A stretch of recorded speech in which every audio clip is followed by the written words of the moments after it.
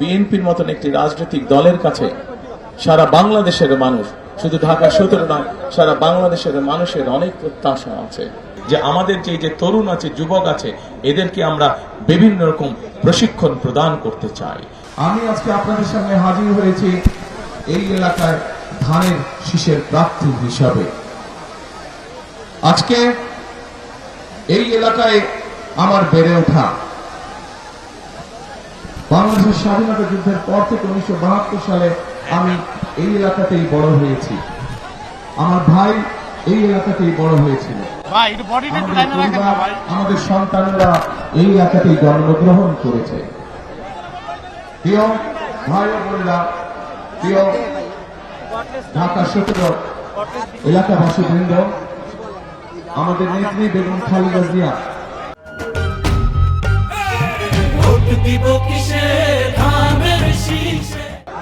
মরহুম বেগম খালেদা জিয়া উনিও এই এলাকাতেই সারা জীবন কাটিয়েছেন এবং এই এলাকা থেকেই উনি বিদায় নিয়েছেন জীবনের।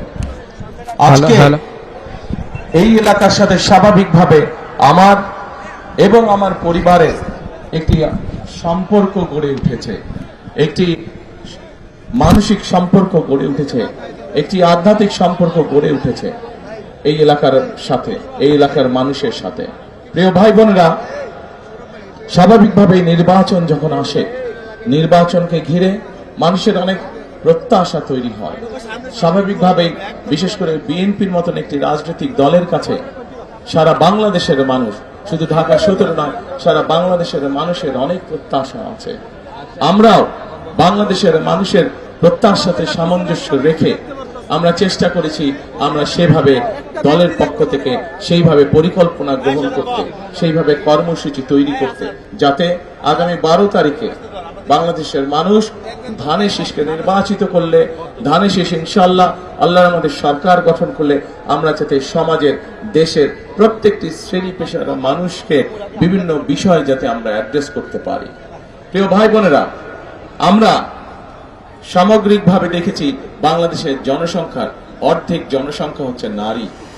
এই নারীদেরকে যদি আমরা যতই পরিকল্পনা গ্রহণ করি না কেন, আমরা যদি আমাদের মা বোনদেরকে, তাদেরকে রাজনৈতিক অধিকারের পাশাপাশি তাদেরকে যদি আমরা স্বাবলম্বীভাবে গড়ে তুলতে না পারি, অর্থনৈতিকভাবে স্বাবলম্বী করে গড়ে তুলতে না পারি, তাহলে আমরা কোনোই উন্নয়ন অগ্রযাত্রাকে আমরা সামনে এগিয়ে নিয়ে যেতে পারবো না।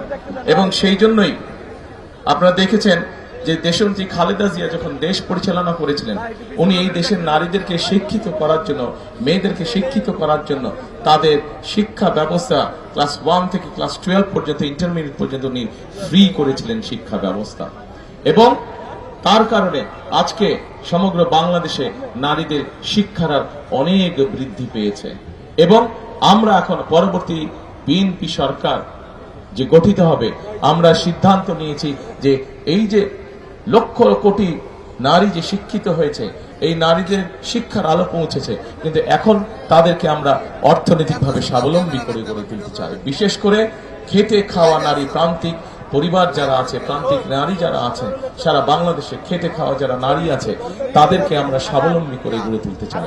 এবং এ কারণেই আমরা সিদ্ধান্ত গ্রহণ করেছি যে আমরা বিএনপি সরকার গঠন করলে ইনশাল্লাহ পর্যায়ক্রমিকভাবে সমগ্র বাংলাদেশে আমরা গৃহিণী যারা আছেন, মা যারা আছেন, তাদের কাছে আমরা সরকারের পক্ষ থেকে একটি ফ্যামিলি কার্ড নামে একটি কার্ড পৌঁছে দিতে চাই, যেই কার্ডের মাধ্যমে প্রত্যেকটি মা,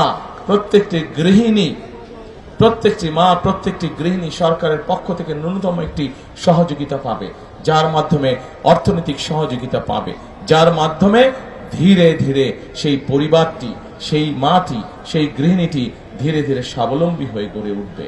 প্রিয় ভাই বোনেরা, একই সাথে বাংলাদেশে আমরা জানি কৃষি হচ্ছে প্রধান পেশা। বাংলাদেশের কোটি কোটি মানুষ কৃষি পেশার সাথে জড়িত এবং কোটি কোটি কৃষক আমাদের আছেন। কৃষক যদি ভালো থাকে, বাংলাদেশের মানুষও ভালো থাকে। এবং সেই জন্যই এই কৃষকরা বিভিন্ন সময় বিভিন্ন কষ্টের মধ্যে দিয়ে তাদেরকে যেতে হয়।